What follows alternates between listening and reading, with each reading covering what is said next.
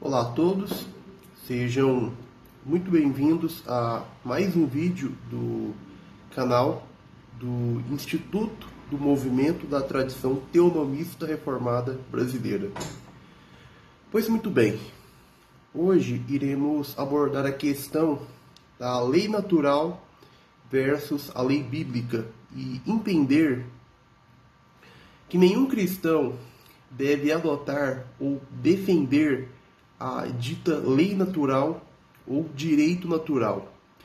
Vamos mergulhar em uma análise histórica e filosófica sobre a influência das ideias de lei natural que tiveram seu ápice no Iluminismo e como essas ideias moldaram a trajetória das grandes revoluções liberais e os movimentos maçônicos e ideológicos que influenciaram mudanças profundas nas sociedades ocidentais. Vamos abordar a transição da maçonaria operativa para a especulativa e moderna, passando pelo iluminismo, que tem tudo a ver com a maçonaria, né? Com essas ordens ocultas que influenciam o mundo, e sua adoção de uma lei natural, desvinculada de uma base teísta cristã ou bíblica. Pois bem, a Bíblia afirma categoricamente que nenhuma lei pode ser considerada legítima fora da lei de Deus. Essa lei não é fruto da razão humana ou de conceitos abstratos, mas sim uma revelação direta concedida por Deus aos patriarcas e a Moisés, sendo posteriormente reiterada pelos profetas, por Cristo e pelos apóstolos. A lei de Deus é, portanto, uma expressão concreta da sua vontade soberana e santa, que deve guiar a vida e o comportamento humano em todas as esferas.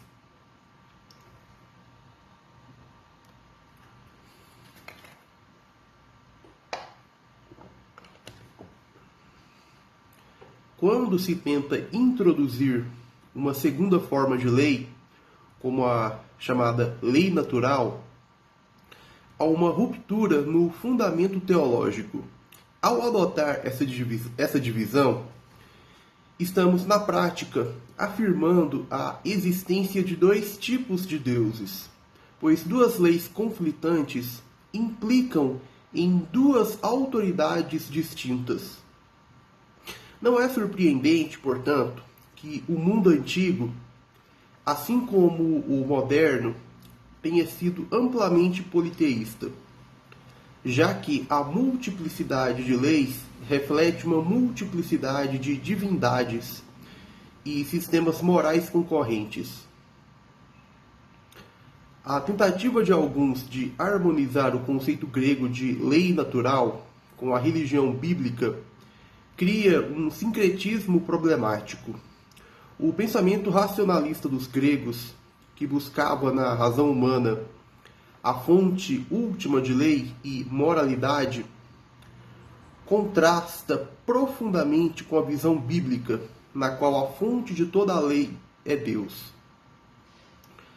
A lei natural, quando enxertada na fé bíblica, corrompe o conceito unitário de justiça divina, resultando em uma fé fragmentada e comprometida. A fé bíblica rejeita essa divisão. A única lei que governa o cosmos e a vida humana é a lei de Deus. Todas as tentativas de separar a moralidade e a justiça de Deus de sua lei são, em última análise, formas de idolatria, pois criam um sistema moral independente do Criador. Assim, a Bíblia mantém a centralidade da lei divina como a expressão do governo soberano de Deus sobre o universo, e não permite a entrada de qualquer conceito externo de justiça que não derive da revelação divina. Vejamos a seguinte tese de Melanchthon. Abre aspas. Algumas leis são naturais, outras divinas e outras humanas. No que diz respeito às leis naturais, não vi nada digno de nota escrito por teólogos ou advogados. Pois quando as leis naturais são proclamadas, é apropriado que as suas fórmulas sejam recolhidas pelo método da razão humana através do silogismo natural. Ainda não vi isso ser feito por ninguém, e não sei se isso pode ser feito. Uma vez que a razão humana está tão escravizada e cega, e pelo menos tem sido até agora. Além disso, ele continua, dizendo, Paulo ensina em Romanos 2,15, em um argumento notavelmente fino e claro, de que existe nos gentios uma consciência que defende ou acusa seus atos, e, portanto, é lei. Pois o que é a consciência senão um julgamento de nossas ações que deriva de alguma lei ou regra comum? A lei da natureza, portanto, é um julgamento comum ao qual todos os homens dão o mesmo consentimento. Esta lei que Deus gravou na mente de cada um é adequada para moldar a moral. A tese de que o homem caído, mesmo em seu estado de pecado e corrupção, pode conhecer e discernir uma lei moral através da razão natural e da consciência é profundamente problemática quando analisada à luz das Escrituras. Melancton, ao afirmar que a lei natural pode ser conhecida pelo uso da razão humana, sugere que, apesar de sua queda, o homem ainda possui uma capacidade inerente de julgar suas ações de acordo com uma norma moral comum a todos. Essa visão foi amplamente aceita pelos reformadores.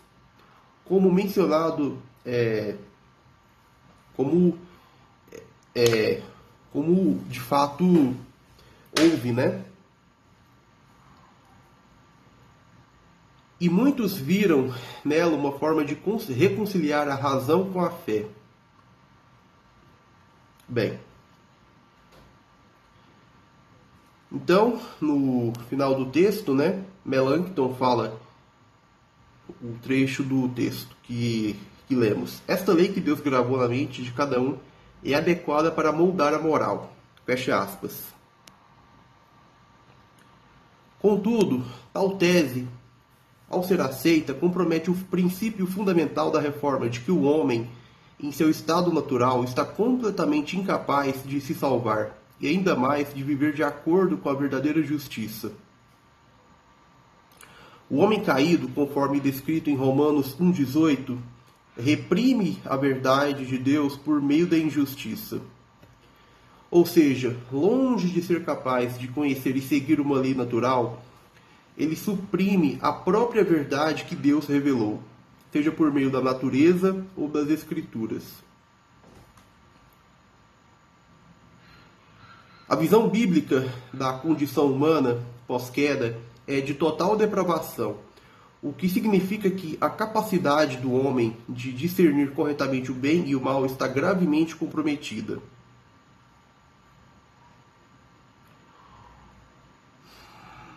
A consciência, conforme descrita por Paulo em Romanos 2,15, não serve como base moral confiável para o homem caído, pois está sujeita à corrupção e ao pecado. Ela pode acusar ou defender suas ações, mas isso não significa que a lei da natureza gravada na mente humana permaneça um guia eficaz para a formação de uma moral justa, sem a renovação operada pelo Espírito Santo. Ao adotar a ideia de uma lei natural, acessível pela razão, Melancton e outros reformadores inadvertidamente abriram uma porta para a negação de um aspecto central da reforma: a completa dependência da revelação divina para conhecer a vontade de Deus e viver de acordo com ela. A lei de Deus, conforme revelada nas Escrituras, é o único padrão de moralidade válido. Qualquer tentativa de construir um sistema moral fora dessa revelação é uma forma de desviar-se da autoridade soberana de Deus e, em última análise, comprometer a pureza da fé bíblica. Portanto, essa insistência em uma lei natural, discernível pela razão humana, sem a ajuda da graça regeneradora, subverte a doutrina reformada da depravação total e a necessidade absoluta da revelação especial para o conhecimento da verdade moral. É a lei de Deus, revelada nas Escrituras e gravada no coração dos regenerados, que molda a moralidade cristã, e não algum princípio inerente ao homem, caído que, por sua própria natureza, está em inimizade com Deus. A tentativa dos reformadores de sistematizar uma lei natural que pudesse rivalizar ou substituir a lei de Moisés revela não apenas um desvio, mas uma fraqueza teológica e prática. Melanchthon, ao descrever certos princípios como a adoração a Deus, a preservação da harmonia social e a cooperação nos bens comuns, demonstra uma abordagem que, ao invés de fundamentar-se inteiramente na revelação divina, busca apoio naquilo que ele chama de disposições naturais.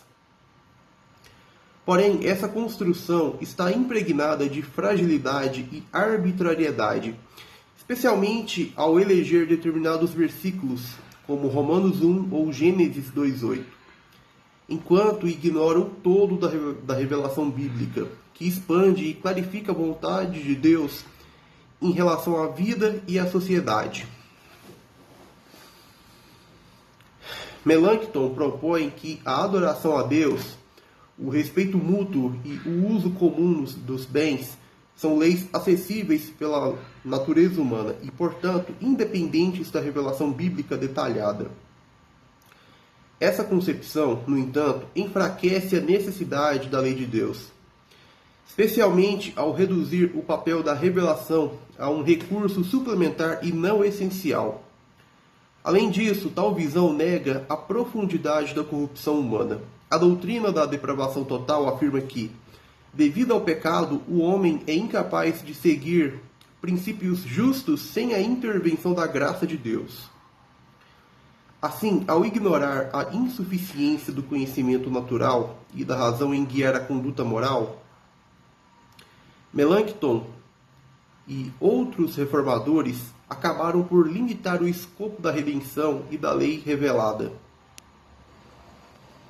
Essa proposta de lei natural, então, tende a legitimar um código moral que não depende inteiramente de Deus, tornando-se um convite para que o homem estabeleça sua própria justiça. Romanos 1 destaca a revelação natural como um testemunho do poder de Deus, mas então mostra que, sem a redenção e a restauração do entendimento, o homem inevitavelmente distorce a verdade.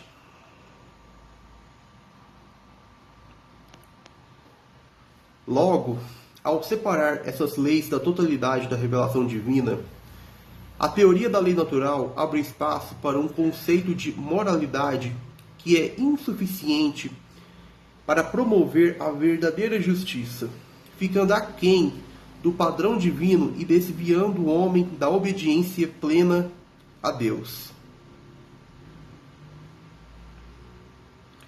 A verdadeira fonte de lei e da ética, conforme revelada nas Escrituras, não permite substitutos. É ela que molda o coração e as práticas do povo de Deus, e não algum ideal racional que nasce da natureza caída e limitada do homem. A fundamentação que Melanchthon dá à lei natural de proteção à maioria apresenta uma visão alarmante e utilitária da justiça. Ao afirmar que é mais importante preservar todo o grupo do que um ou dois indivíduos, ele legitima a eliminação de quem é considerado uma ameaça à ordem estabelecida, independente da retidão moral ou da justiça divina aplicada a tais casos. Essa perspectiva tem ecos nas palavras de Caifás ao justificar a morte de Cristo em João 11:50. Uma declaração que prioriza o suposto bem-estar coletivo em detrimento do valor intrínseco de cada indivíduo e da verdade divina. A ideia de que a maioria deve ser preservada pela remoção de qualquer mau exemplo reflete um princípio de majoritarismo que abre espaço para a tirania da maioria.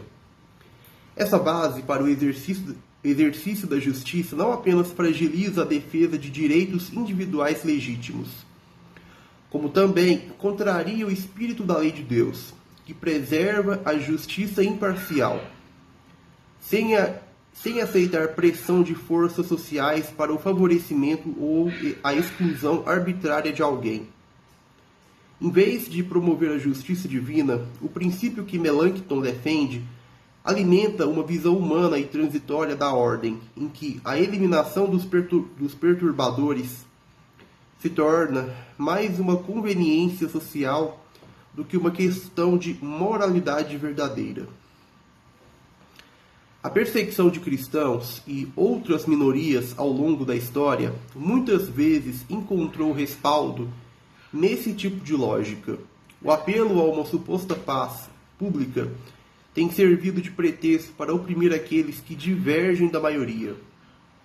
A justiça, no entanto, conforme revelada nas Escrituras, não busca preservar maiorias à custa de qualquer individualidade ou verdade. Ao contrário, ela reflete o caráter de Deus, que julga sem acepção de pessoas e cujas leis não são sujeitas às conveniências sociais. Esse desvio de Melanchthon, ao abraçar o majoritarismo, serve como um lembrete de que a verdadeira justiça só pode ser encontrada na lei de Deus, revelada com precisão para refletir o coração imutável de um juiz justo. Melanchthon tentou estabelecer uma estrutura legal que conciliaria a propriedade privada com um certo ideal de compartilhamento, propondo uma visão da lei natural que se baseava tanto em contratos sociais quanto na preservação de uma paz pública. Ao acrescentar a divisão de bens em prol da paz pública e sugerir o uso de contratos como meio para manter a posse de bens comuns, Melanchthon involuntariamente aproximou-se de uma proposta que ecoa aspectos do comunismo anabatista.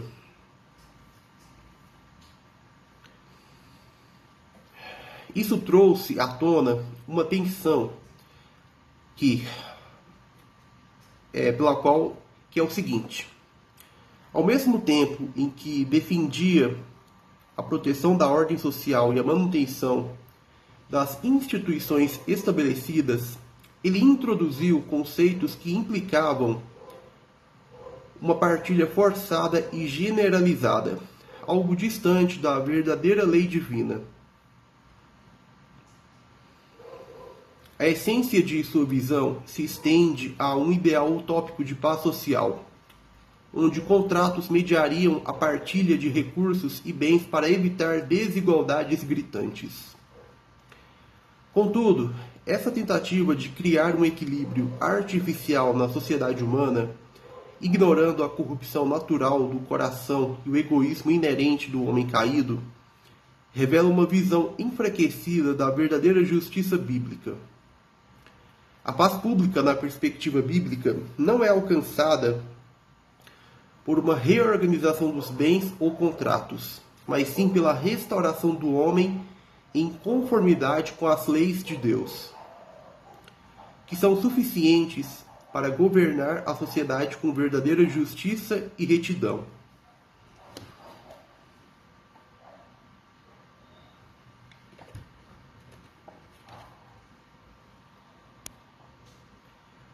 Melanchthon chega ao ponto de advertir sobre o perigo de adotar valores da cultura gentílica, como o pensamento de Hesíodo, que propõe uma ética utilitarista. Porém, ao tentar incorporar esses elementos e dar-lhes um verniz cristão, ele inadvertidamente acaba permitindo uma visão secularizada e pragmática da ética cristã, distanciando-se da lei de Deus. Assim, o risco de se fundamentar em uma lei natural apartada das Escrituras se manifesta quando as prioridades espirituais são ofuscadas pelas conveniências políticas e sociais. O resultado é uma estrutura de pensamento em que leis e regras morais são tratadas como objetos a serem moldados pelas necessidades temporais e humanas, em vez de serem derivadas da santidade e perfeição da vontade divina. Na tradição bíblica, a lei não é mutável e a justiça não é negociável por contratos ou ajustável pela prudência humana. Antes, ela emana da natureza eterna e imutável de Deus. Melanchthon e Bucer adotaram visões que, ao desvincular a lei de Deus da sociedade, acabaram promovendo ideias secularizadas da ordem social e da moralidade. Para Melanchthon, a função da lei mosaica era apenas revelar o pecado e assim impulsionar o homem à salvação pela graça. Pois bem, essa posição implica que, após a redenção, a lei seria substituída pela lei da natureza, um princípio ambíguo e aberto a interpretações. Ele chega a afirmar que o Decálogo foi revogado no Novo Testamento, um conceito que entra em choque com a perspectiva bíblica, segundo a qual a lei moral continua vigente como expressão do caráter imutável de Deus. Bucer, em De Regno Christi, vai além, propondo um regime estatal totalitário como expressão da lei natural. Ele aconselha Eduardo VI, rei da Inglaterra, a implementar um controle rígido sobre o comércio, baseado não nas escrituras, mas nas ideias de Platão. Essa abordagem ignora o caráter voluntário e moral da lei de Deus, que respeita a liberdade de ação e responsabilidade pessoal. Ao invés disso, Bucer recomenda uma estrutura de poder centralizada, onde o Estado determina os preços e controla as importações e exportações conforme critérios arbitrários de piedade e utilidade pública. Desculpe. Pois bem, nesse modelo, o próprio governante decide o que é bom para o uso piedoso, sóbrio e salutar da comunidade, substituindo a ordem divina pela prudência humana e secular. Ao adotar o conceito platônico de comércio e sociedade, Bucer confunde o propósito da lei divina com objetivos utilitários, reduzindo a ordem moral a uma série de controles estatais. Sua proposta de limitar o comércio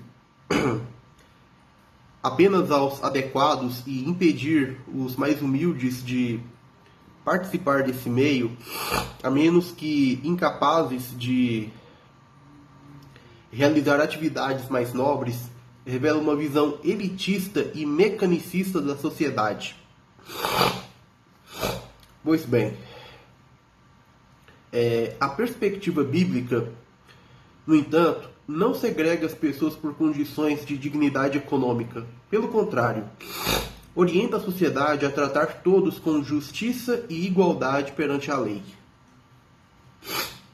Essas visões de Melanchthon e Bucer refletem uma tentativa de substituir a ética bíblica por um sistema natural influenciado pela filosofia secular.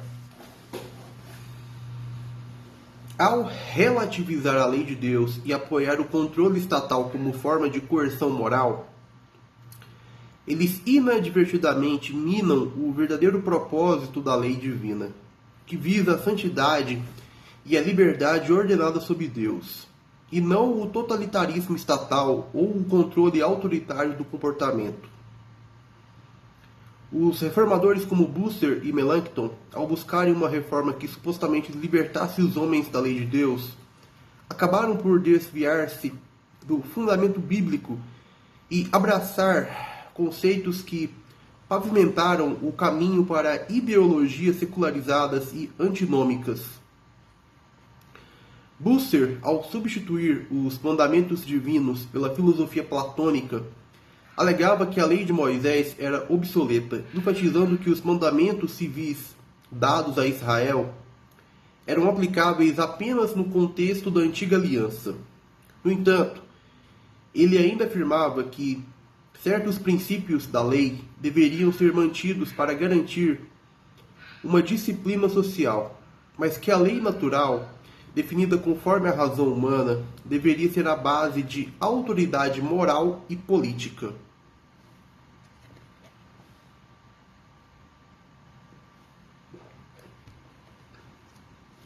O problema surge quando a lei de Deus, que é transcendente e absoluta, é descartada em favor de um direito natural definido pela razão humana.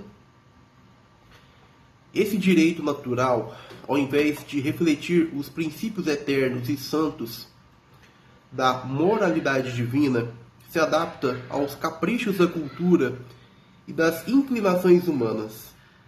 Melanchthon e outros reformadores humanistas promoviam uma abordagem em que a moralidade se tornava fluida, sujeita à interpretação subjetiva, e chamavam isso de razão mais exata. Tal postura desencadeou consequências que se prolongaram até o século XVIII, quando o deísmo e o racionalismo prevaleceram, colocando a natureza humana caída como a fonte da lei e da ética. O poeta Pope expressou esse pensamento com o lema: tudo o que é, está certo, ecoando a crença de que tudo o que ocorre na natureza seria inerentemente bom e legítimo, ignorando a corrupção do pecado. Ao longo do tempo, esse distanciamento da lei de Deus conduziu a justificativas para comportamentos contrários à moralidade cristã. No século XX, ícones da contracultura, como Lenny Bruce e os movimentos hippies, continuaram a proclamar a liberdade individual como um direito supremo, e o Marquês de Sade foi ainda mais longe, considerando qualquer moralidade cristã uma violação da natureza humana e, portanto, ilegítima. Com isso, onde quer que a natureza fosse a base do direito, ela acabava por legitimar as inclinações pecaminosas do homem. Essa trajetória ilustra a importância da lei de Deus como padrão absoluto, contrastando com a falibilidade da lei natural, quando definida apenas pela razão humana. Enquanto a lei divina aponta para uma justiça transcendente e imutável, a ética, que se baseia unicamente no conceito humanista de natureza, é inconsistente e frequentemente justifica os próprios desvios morais da humanidade. O Salmo 1 destaca a relação intrínseca entre a lei de Deus e a ordem da natureza. Ao dizer, bem-aventurado o homem que não anda segundo o conselho dos ímpios, antes o seu prazer está na lei do Senhor, Salmo 1, 1-2, a Escritura aponta para a lei de Moisés como a fundação para uma vida abençoada. A tradução de Jackman reforça isso, substituindo ímpio por iníquo e apresentando o conceito de que o caminho contrário à lei de Deus é o caminho da ilicitude. Assim, o Salmo estabelece um vínculo direto entre a obediência à lei divina e a prosperidade no mundo material, ao afirmar que o justo é como a árvore plantada junto a rios de águas, que dá seu fruto na estação própria. Verso 3. Esse florescimento material está associado à fidelidade à lei revelada e evidencia uma criação que, sendo obra de Deus, responde naturalmente aos propósitos de sua palavra. Essa conexão entre a lei de Deus e a natureza significa que as bênçãos e a prosperidade terrena, segundo o Salmo, são frutos da obediência ao Senhor. O justo, por estar enraizado na lei divina, encontra estabilidade e prosperidade, diferentemente dos ímpios, que são descritos como a palha que o vento dispersa. Verso 4. Em outras palavras, ao negar a lei de Deus, eles se desvinculam do propósito ordenado da criação, tornando-se instáveis e destituídos de raízes. O Salmo também implica que, ao rejeitar a lei revelada de Deus, a compreensão do mundo natural se perde. As leis naturais, como as da física e da biologia, são sustentadas pela autoridade soberana de Deus, mas não existem como sistemas autônomos. Ao negar a lei divina, a sociedade mina a ordem divina na natureza, o que impossibilita a formação de uma filosofia de direito natural independente de Deus. Sistemas seculares que ignoram a lei de Deus, como certas versões modernas da graça comum, acabam falhando ao tentar fundamentar a moralidade e a ordem natural sem referência ao Criador triuno. Assim, sem a lei de Deus como base, todo o sistema de lei se desfaz. A compreensão verdadeira da realidade depende essencialmente da revelação de Deus. Embora a Bíblia não seja um manual didático de ciências naturais, sua revelação é a base para o entendimento de qualquer ciência ou fato. Como afirmou Van Til, se Deus existe, então não há fatos brutos ou isolados. Toda a realidade é revelada por Deus e só pode ser adequadamente compreendida em conformidade com seu desígnio. Estudar a criação sem reconhecer o Criador é suprimir a verdade fundamental de que todos os aspectos da realidade estão interligados pela palavra lei de Deus. Qualquer tentativa de abordar o mundo natural como um sistema independente e bruto, separado da autoridade divina, inevitavelmente resulta em distorção e caos. A filosofia do direito natural, ao buscar leis inerentes à natureza, sem reconhecer o Deus soberano, cai em um paradoxo, pois tenta conceber um universo onde leis não têm fundamento transcendente. Sem Deus e sem a revelação de sua lei, qualquer tentativa de formular uma ordem natural e moral fica reduzida ao absurdo, pois rejeita a fonte de toda a ordem verdadeira. A única abordagem autêntica e sustentável para interpretar corretamente o mundo natural é a que parte da palavra-lei de Deus. Rejeitar a revelação dada a Moisés é, assim, rejeitar o próprio Deus de Moisés, comprometendo toda a possibilidade de uma lei justa e coerente. Portanto, a opção entre a lei de Deus e a lei natural é, em última análise, ilusória. O verdadeiro dilema está entre a lei divina e a lei humanista. Ao dispor da lei revelada, é insensato que se recorra aos elementos caídos e pervertidos do pensamento humano para se estabelecer uma moralidade ou sistema jurídico. A lei bíblica, ao contrário, provê o fundamento completo e perfeito. sendo a medida pela qual todas as áreas da vida, inclusive o mundo natural e a moralidade humana, encontram direção, propósito e unidade. Muitos buscam um fundamento humano para a realidade, motivados pela tentativa de encontrar um ponto de convergência universal entre todas as pessoas e elementos fora de Deus. Esse esforço visa evitar o que é visto como um sistema de pensamento sectário. Propõe-se, assim, uma filosofia perenes, uma filosofia que abarque todos os homens enquanto tais, desconsiderando questões teológicas.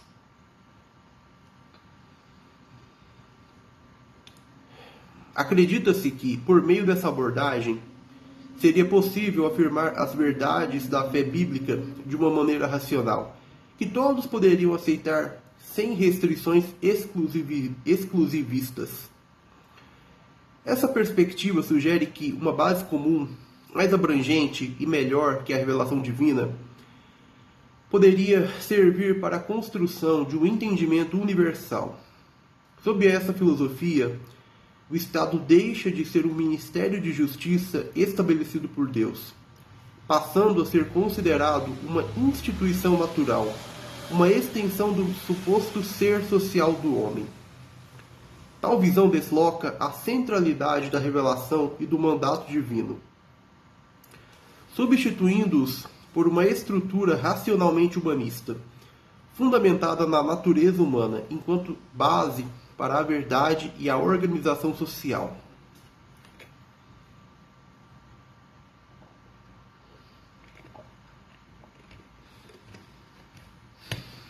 Uma filosofia da lei natural que despreza um Deus absoluto e uma lei suprema fundamenta-se no compromisso humano e, portanto, no relativismo. A autoridade deixa de ser a verdade em si, convertendo-se em mero ajuste entre interesses. Essa abordagem se apoia na supremacia da razão humana, defendendo que todos compartilham uma racionalidade comum.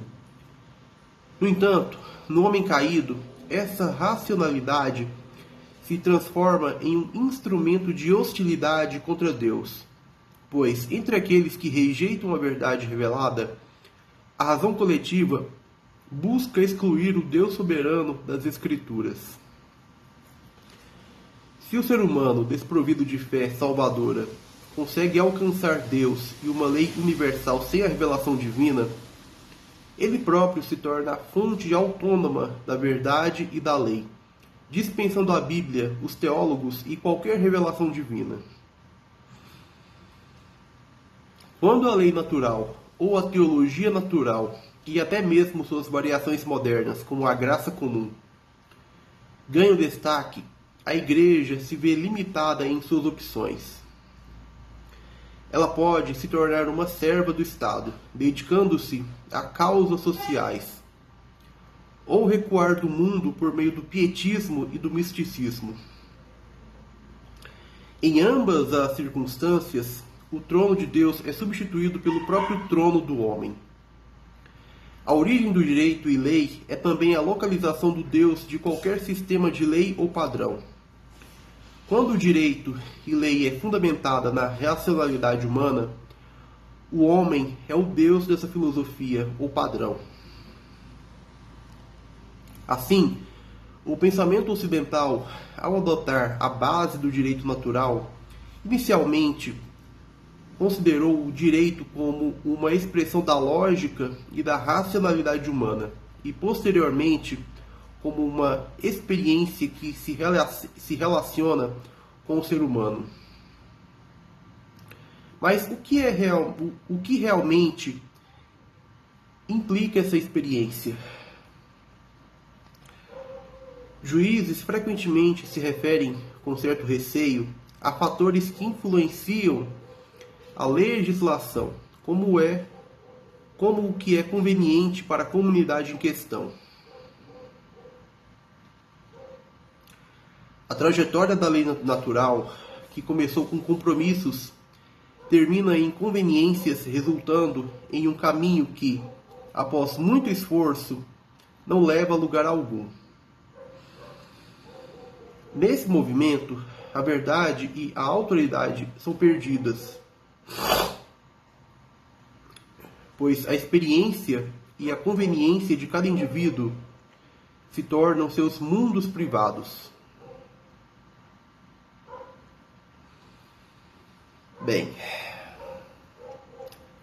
cada homem se transforma em seu próprio universo de leis, estabelecendo seu critério de experiência e conveniência.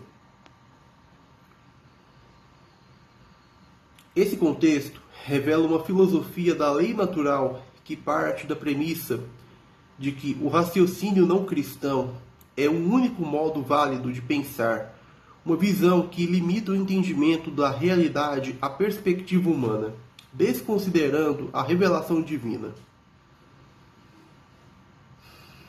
O verdadeiro ponto de unidade reside em Deus, que criou e governa todas as coisas, tornando cada aspecto da realidade uma revelação de sua essência. Assim, toda a compreensão do mundo deve ter início em Deus, implicando a submissão do homem ao seu julgamento, a sua salvação e a sua palavra-lei. O primeiro mandamento estabelece a existência de um único Deus, o que, por consequência, introduz a ideia de uma única lei ou padrão para definir o que é certo ou errado, justo ou injusto. Essa prerrogativa de definir a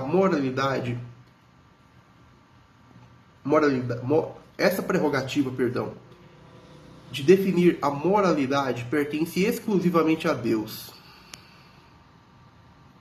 Portanto, a proibição de ter outros deuses, conforme estabelecido no primeiro mandamento, se estende à rejeição de qualquer outro padrão ético ou legal que não derive da lei de Deus. Van Til propôs o termo graça da criação, como uma alternativa à graça comum, uma vez que o conceito de graça comum tem sido utilizado como símbolo de humanismo e oposição a Deus, além de unir de maneira imprópria ideias incompatíveis. A fundação da ordem social só se sustenta verdadeiramente quando baseada exclusivamente na lei de Deus. Qualquer outra base conduz inevitavelmente ao caos, à dependência da razão e da experiência humana, em detrimento da verdade divina. As leis que regem todas as esferas da realidade, seja a física, a economia ou a biologia, têm sua origem no decreto eterno e absoluto de Deus. Estas não provêm da natureza, mas do próprio Deus. Ao negar o decreto soberano de Deus, a legitimidade das leis é também negada, levando-as a desaparecer gradualmente.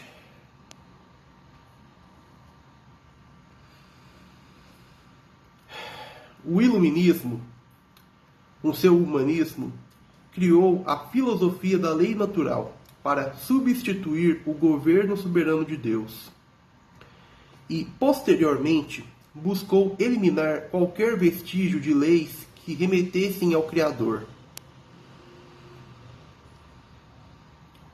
Pois bem, a negação de um universo ordenado, intencionada para se esquivar de uma lei divina, foi um preparo para a aceitação de ideias como o darwinismo, que descrevem um universo sem design ou direção.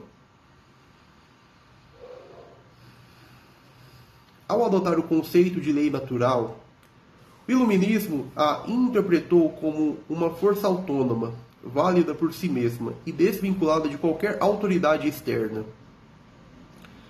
Com o tempo, passou a enxergar a natureza sob uma ótica mecânica, comparando-a ao funcionamento de um relógio, no qual a realidade já não era mais vista como resultado de vontade e propósito pessoais de um criador, mas como um sistema impessoal e automático.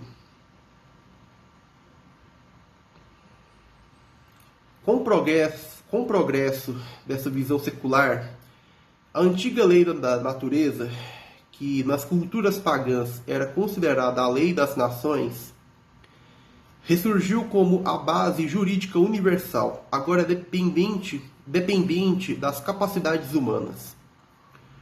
O novo ideal humanista se coloca como legislador e, em sua ambição de eliminar os conflitos mundiais, busca substituir a soberania de Deus pela soberania estatal.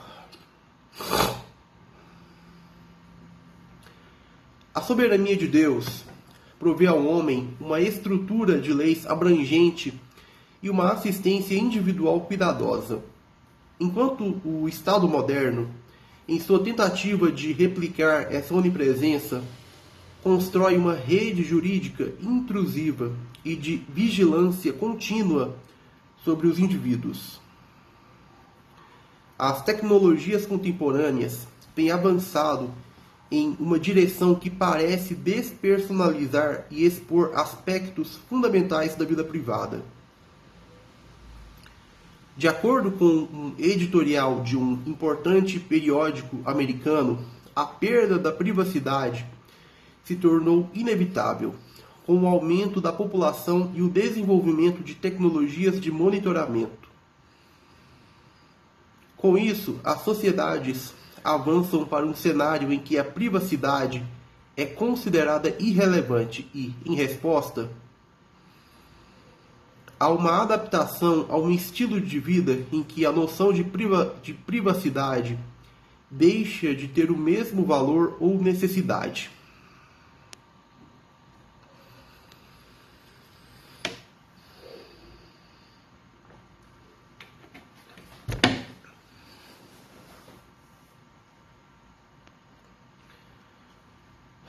Bem, a ideia de uma nova ordem mundial representa o ápice de um projeto humanista revolucionário que, desde os primórdios, visou a criação de um governo mundial unificado. Esse objetivo busca centralizar o poder e estabelecer um sistema secular e anticristão, globalizado, regido não pelos princípios de justiça divina, mas pela vontade e racionalidade humana, moldada por elites dominantes. Em vez de depender da soberania de Deus, que providencia uma ordem de justiça e paz fundamentada na lei divina, essa nova ordem mundial procura exaltar o homem e sua autonomia, promovendo a idolatria do Estado e do poder secular. Diversos movimentos e organizações influentes, historicamente, impulsionaram esse ideal, moldando as bases para uma governança mundial sem referências ao Criador. Ordens ocultas e sociedades secretas, como as sociedades gnósticas, maçonaria e outras, já atuavam desde a antiguidade na difusão de um sistema de crenças humanista esotérico que se opõe aos valores e princípios do cristianismo. Estas organizações exercem influência sobre líderes, promovendo um sistema em que a autonomia humana e o poder do Estado substituem o papel de Deus, enquanto a centralização de poder é propagada como a chave para a paz e segurança mundial. Nos dias atuais, instituições como a ONU, juntamente com alianças mundiais e blocos internacionais como a União Europeia e o Fórum Econômico Mundial, representam um avanço desse projeto. Esses organismos buscam não apenas regular a política e a economia internacionais, mas uniformizar valores culturais e éticos, estabelecendo padrões que transcendem soberanias nacionais e que não reconheçam a autoridade moral e legislativa de Deus sobre as nações. Com uma agenda cada vez mais secular e aberta a práticas contrárias aos valores bíblicos, essas entidades incentivam políticas e legislações que conduzem à consolidação de um governo mundial centralizado. Esse processo reflete um esforço contínuo para construir uma sociedade fundamentada no paganismo moderno, em que os valores divinos são substituídos por filosofias humanistas. Além disso, o projeto da nova ordem mundial busca estabelecer um controle total sobre a vida privada, as liberdades individuais e as normas culturais. Tudo isso visa subjugar a humanidade sob um governo mundial único, na tentativa de erradicar a influência e soberania do Deus bíblico, promovendo, em última análise, uma sociedade secularizada e idólatra em escala mundial, universal. É importante observar que o projeto da nova ordem mundial atua em diversas frentes, utilizando o poder das elites políticas, econômicas e culturais para solidificar sua influência. Um dos pilares centrais dessa agenda é o enfraquecimento gradual das nações soberanas e a diluição das identidades culturais e religiosas que se opõem ao sistema globalista. Essa abordagem é sutil e progressiva, operando por meio de políticas que favorecem a centralização de poder em entidades supranacionais, como a Organização das Nações Unidas, ONU, a União Europeia e o Fórum Econômico Mundial, com a premissa de promover a paz e segurança global. Essas instituições avançam sob a narrativa de que problemas mundiais, mudanças climáticas que eles consideram, que seriam mudanças climáticas, crises econômicas, pandemias e conflitos armados, só podem ser resolvidos por um governo mundial centralizado. Para tanto, o projeto da nova ordem mundial impõe ideologias como o secularismo, o relativismo moral e, em muitos casos, o panteísmo moderno, aliando-se a uma visão espiritual esotérica ou ocultista que se opõe diretamente ao cristianismo bíblico. Esse movimento promove a subversão da fé cristã e de sua influência ou atuação nas esferas públicas e privadas, substituindo-a por uma ética globalista e humanista que coloca o homem, não Deus, como o árbitro final da verdade e moralidade. Há também um aspecto cultural e educacional nesse projeto de nova ordem mundial, que busca moldar as novas gerações a partir de uma perspectiva globalista, relativista e secular. Essa doutrinação começa nas escolas e universidades, onde currículos são alinhados para promover a ideia de um cidadão do mundo, desvinculado de tradições, valores religiosos, cristãos e culturais específicos de uma nação. Bem,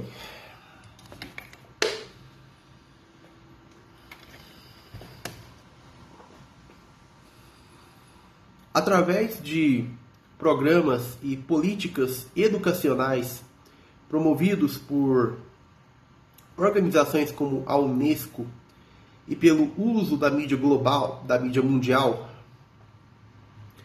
as elites conduzem uma transformação cultural em massa, onde conceitos como patriotismo, moralidade absoluta e valores familiares são reinterpretados ou mesmo desconsiderados.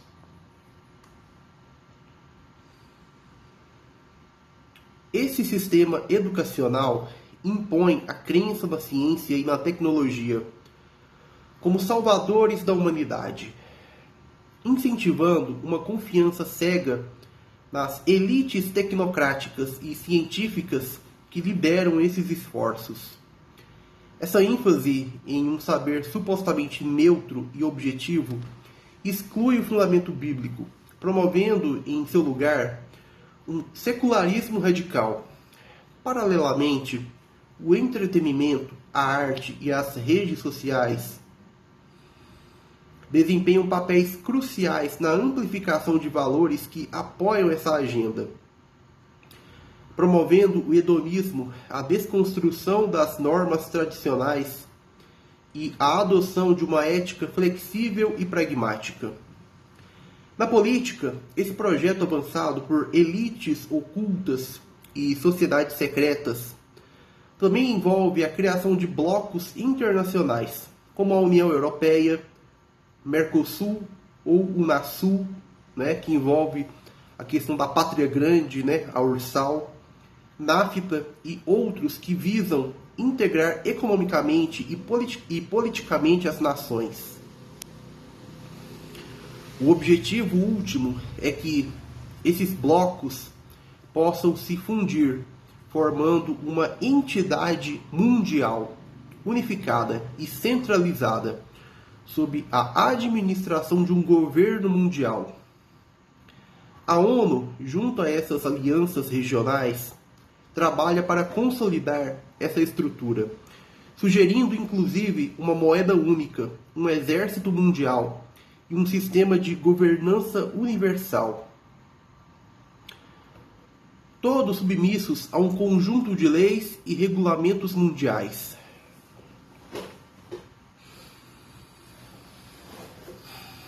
Pois bem,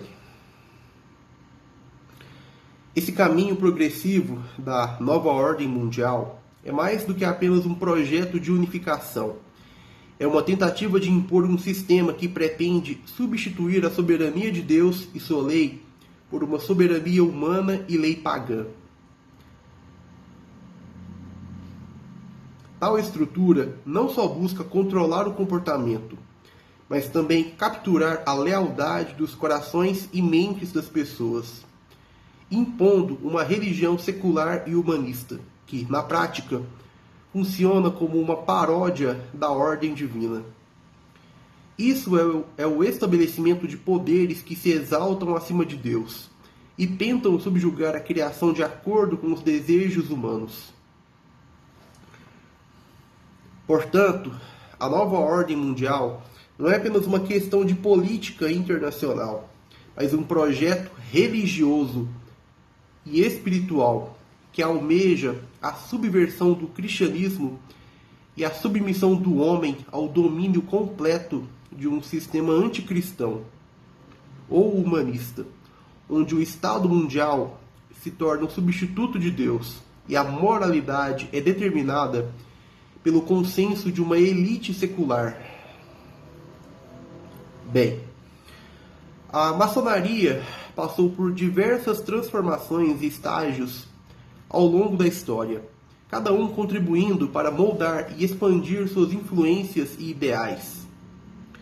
Vamos explorar esses estágios: maçonaria operativa, especulativa, moderna e contemporânea, além de como esses grupos e seus ideais influenciaram a filosofia humanista, o iluminismo e o positivismo, servindo como base para as grandes revoluções liberais e moldando ideologias de figuras influentes, muitas delas ligadas ou associadas a ordens ocultas.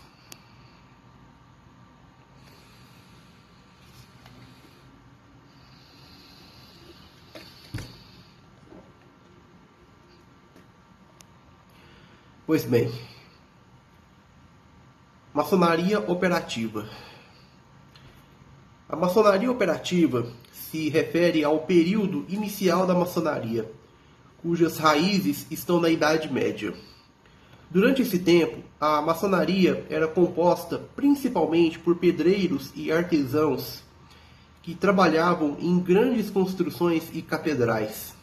Nessa fase, os membros se organizavam em guildas, aprendendo e praticando suas habilidades em pedreira e arquitetura. Aqui, a construção tinha um significado literal, como um sistema de ensino focado na prática da arte de construir. No entanto, esses grupos operativos também desenvolviam um sistema interno de códigos, símbolos e hierarquias, estabelecendo uma fundação estrutural que seria fundamental na transição para a maçonaria especulativa. Pois bem, com o passar dos séculos, especialmente durante o Renascimento, a maçonaria começou a se afastar do caráter puramente prático da construção física e a adotar uma estrutura de filosofia e moralidade mais ampla. Surgiu a maçonaria especulativa, onde a construção era vista como um processo simbólico de aperfeiçoamento do homem, que deveria lapidar a si mesmo como uma pedra bruta, rumo à perfeição moral e intelectual. Esse movimento, que aconteceu nos séculos XVI e XVII, começou a atrair pensadores, nobres, acadêmicos e homens influentes que se interessavam por ideais de liberdade, igualdade, fraternidade e busca pelo conhecimento. Na maçonaria especulativa, o propósito das reuniões não era apenas um aprimoramento da técnica artesanal, mas também o desenvolvimento do homem em seu templo interior. Pois bem, vamos agora para a maçonaria moderna. A fundação da Grande Loja de Londres em 1717 marca o nascimento da maçonaria moderna, uma fase em que a ordem ganha maior organização e formalidade. Durante esse período, as lojas maçônicas se espalharam pela Europa e pelo mundo, atraindo figuras influentes da política, da ciência e das artes. A maçonaria moderna tornou-se um fórum onde os ideais iluministas, como razão, ciência e filosofia, eram discutidos e promovidos. Esse movimento desempenhou um papel significativo no surgimento do iluminismo, consolidando ideais de lei natural e desafiando a autoridade da Igreja Católica e da monarquia.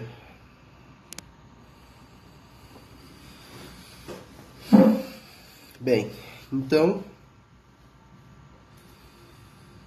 ao defender princípios humanistas, a maçonaria moderna viu-se associada às revoluções americana e francesa, onde seus ideais de liberdade e igualdade começaram a se tornar bandeiras de luta.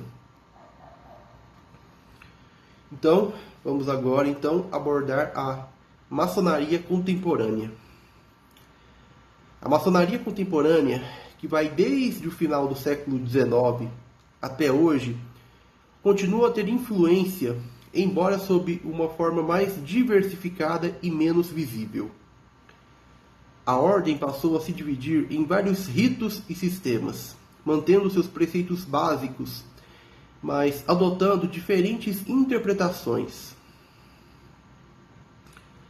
Com o surgimento de sociedades secretas e ordens esotéricas associadas, como os Illuminati, Rosa Cruz e outras, a maçonaria contemporânea está associada a um controle oculto sobre as estruturas políticas e sociais. Seus ritos, símbolos e propósitos continuam sendo um instrumento para moldar o pensamento da sociedade moderna. Agora vamos então tratar da conexão com o iluminismo e o humanismo. A ideia da lei natural, amplamente promovida pelos pensadores iluministas, serviu de base para o secularismo, que rejeitava a autoridade divina e religiosa em favor da razão e das leis inerentes à natureza. Filósofos como John Locke, Jean-Jacques Rousseau e Montesquieu, que foram profundamente influenciados pelo pensamento maçônico ou ligados a sociedades secretas, defenderam a ideia de direitos naturais, que seriam inerentes ao ser humano e não dependentes de uma divindade específica.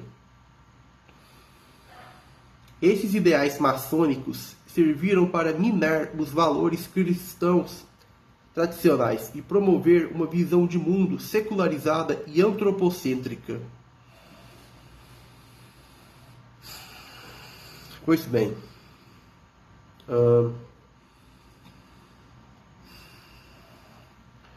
o positivismo, desenvolvido mais tarde por Auguste Comte, propôs que o progresso da sociedade era fruto exclusivo do avanço científico e da razão humana. Essa filosofia também ecoava os princípios de lei natural promovidos pelos iluministas, que buscavam um conhecimento neutro e baseado na ciência, excluindo qualquer referência ao divino. Só que eles desconsideraram uma coisa: não existe neutralidade em nenhuma esfera, modalidade ou faceta da realidade, nem mesmo na área do conhecimento ou epistemologia. A maçonaria e outras ordens ocultas foram grandes promotoras desse pensamento, vendo nele uma ferramenta para afastar a sociedade da ideia de um Deus soberano e de uma moral absoluta.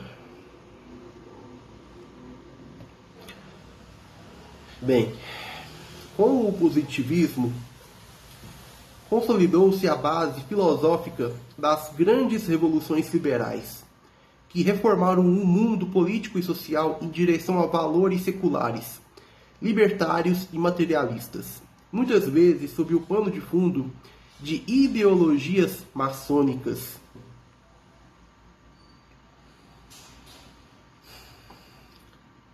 Após o início do iluminismo, muitos ideólogos e líderes revolucionários se associaram à maçonaria ou foram influenciados por ela. Personalidades como Benjamin Franklin, George Washington, Giuseppe Garibaldi e Simão Bolívar, entre outros, eram maçons e defensores de ideais liberais que ajudaram a moldar o mundo ocidental moderno. Esses líderes promoveram a separação entre igreja e Estado, o liberalismo político e o laicismo como pilares das novas nações.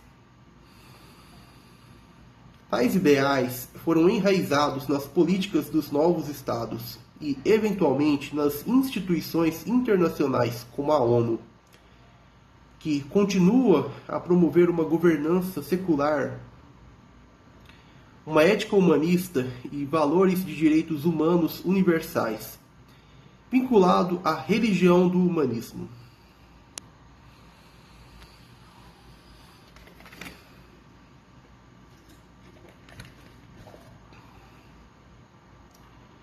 Bom, a maçonaria, através de seus estágios de desenvolvimento, se manteve como uma força poderosa no mundo ocidental, influenciando o pensamento secular e humanista e promovendo uma visão de sociedade em que o homem é a medida de todas as coisas. Suas contribuições para o iluminismo, a filosofia da lei natural, o positivismo e as grandes revoluções liberais serviram para estabelecer uma base onde o secularismo e o relativismo ético se tornaram prevalentes, desafiando a ordem de Deus. Essa influência maçônica e ocultista é uma peça central no projeto de uma nova ordem mundial, que busca um governo mundial unificado, baseado em valores humanistas e em uma moralidade pagã ou sem Deus. Simón Bolívar, conhecido como El Libertador, foi uma figura central nas lutas de independência da América Latina contra o chamado domínio colonial espanhol no início do século XIX. Bolívar era não apenas um líder militar e político, mas também um homem envolvido com a maçonaria, o que influenciou significativamente seus ideais e estratégias. O pensamento maçônico, com seus valores de liberdade, igualdade e fraternidade, serviu de inspiração para os movimentos revolucionários em toda a América Latina, incluindo o Brasil. A maçonaria, que então já se consolidava como uma força influente nas revoluções da Europa e América do Norte, via na libertação das colônias uma oportunidade de expandir os princípios do iluminismo e da lei natural.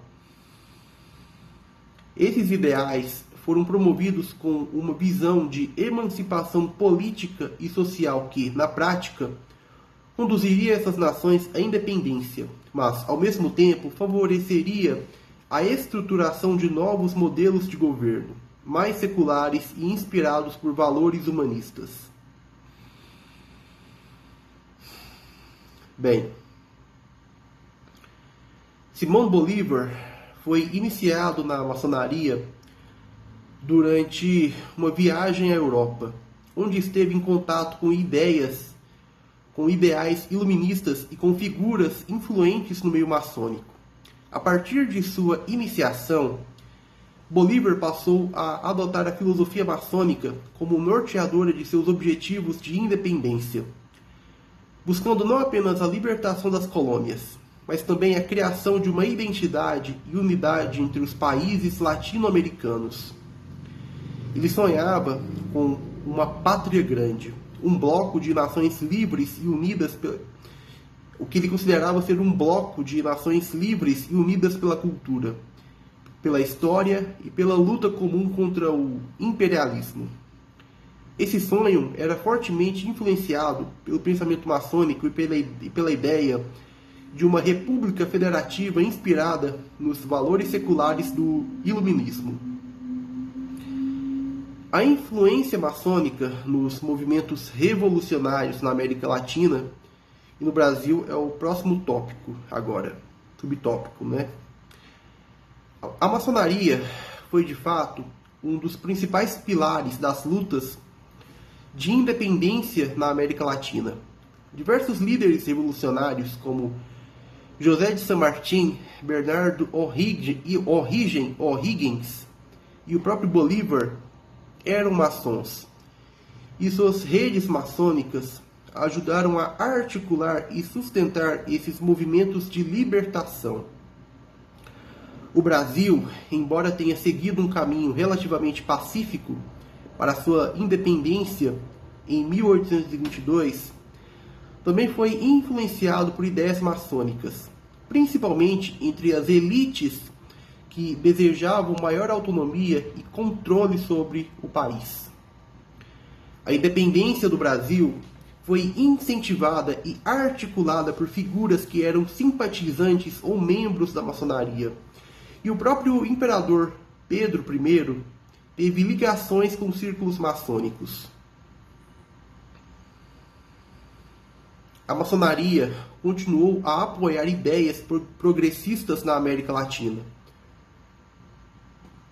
promovendo não apenas a independência política, mas também reformas liberais. No entanto, ao mesmo tempo em que contribuía para a queda dos laços coloniais, esses movimentos também prepararam o caminho para uma influência mais ocidental e secular nos governos recém-formados, aliando-se com os interesses europeus e norte-americanos. Bem, o conceito de pátria grande é uma extensão do ideal de Bolívar de um bloco de países latino-americanos unificados. Esse projeto de unificação foi posteriormente incorporado por líderes de esquerda latino-americanos nas décadas recentes, sob a visão de construir uma América Latina economicamente integrada e autônoma. Em paralelo a essa visão, o Clube de Roma, um grupo influente de intelectuais e líderes internacionais fundado em 1968, formulou uma proposta de reorganizar o mundo em 10 grandes zonas ou blocos regionais, ou 10 reinos do governo mundial, como uma forma de responder ao que eles definem ou consideram ser desafios mundiais, incluindo o controle populacional e a escassez de recursos. Nesse plano, a América Latina foi designada ou projetada para ser o sexto reino, ou bloco. Pois bem, o plano do Clube de Roma, apesar de não ser oficialmente implementado, serviu como uma base teórica para a criação de blocos regionais de integração, como o Mercosul e a Unasul, bem como influenciou outras iniciativas de cooperação econômica e política. Essas organizações visam, em princípio, promover o desenvolvimento econômico conjunto e a solidariedade política entre os países membros. No entanto, tais blocos regionais são etapas preparatórias ou passos para a criação de uma governança internacional, onde o poder e a soberania dos Estados nacionais seriam subordinados a um governo mundial.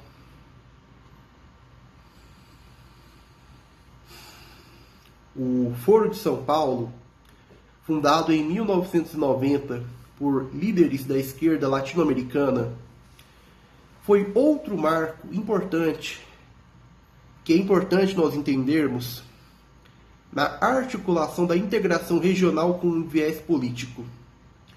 O Foro buscava reunir partidos e movimentos de esquerda para uma agenda comum, inspirada nos princípios de emancipação e autodeterminação que remontam ao ideal da pátria grande.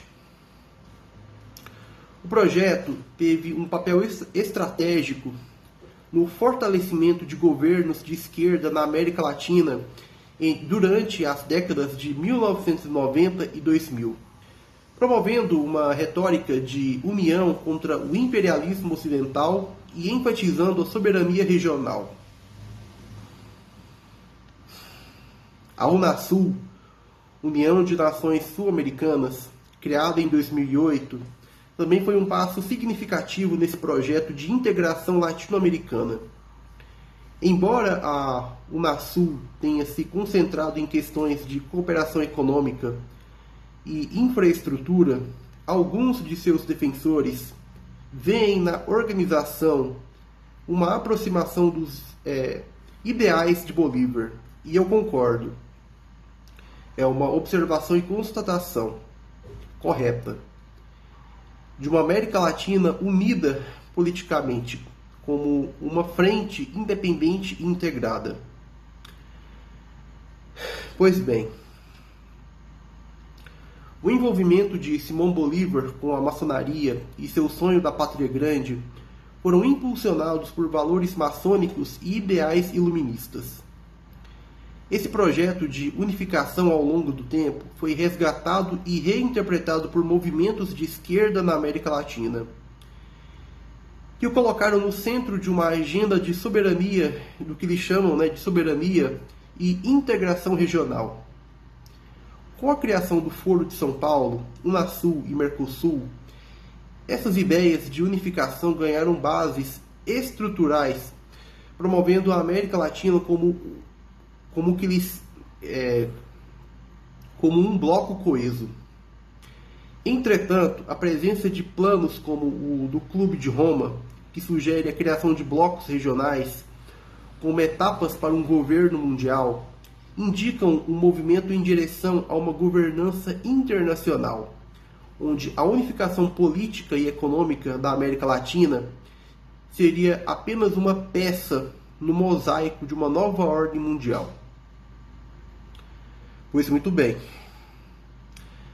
Para concluirmos, é fundamental entender que, na história das ideias políticas e jurídicas, a lei natural muitas vezes foi moldada e reinterpretada de maneira que acabou servindo aos interesses do Estado, tornando-se uma ferramenta nas mãos de governos que se colocam como legisladores supremos. Essa lei natural, idealizada no Iluminismo, se desvinculou de uma base teísta cristã. Aliás, ela sempre foi desvinculada e progressivamente de uma moral objetiva, deslocando-se para uma estrutura subjetiva e manipulável, que os governos secularizados poderiam moldar conforme seus próprios fins. Ao se tornarem os árbitros do bem e do mal, os Estados modernos passaram a definir e a regular a moralidade pública, afastando-se dos princípios cristãos e adotando uma ética muitas vezes relativista. Isso gera um ambiente em que a lei natural se torna apenas uma justificativa para o expansionismo do poder estatal. E, sem uma base na revelação divina, a lei natural é absorvida pelo próprio Estado, que a redefine de acordo com seus interesses e ideologias, sempre contrários aos princípios cristãos ou fé bíblica. Assim, a trajetória da lei natural, estando desvinculada da autoridade e revelação de Deus mediante as Escrituras, acaba sendo a trajetória de um humanismo estatal, que se coloca em competição direta com a soberania divina.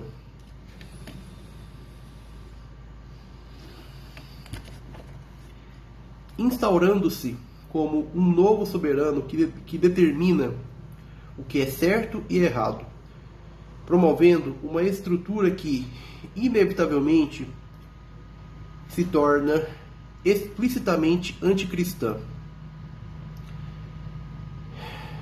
Bem, como vimos, a noção de lei natural, especialmente quando desconectada de uma base bíblica e reinterpretada por uma filosofia humanista, se tornou um poderoso instrumento para a formação de governos seculares que, cada vez mais, agem como legisladores e árbitros do que é certo ou errado.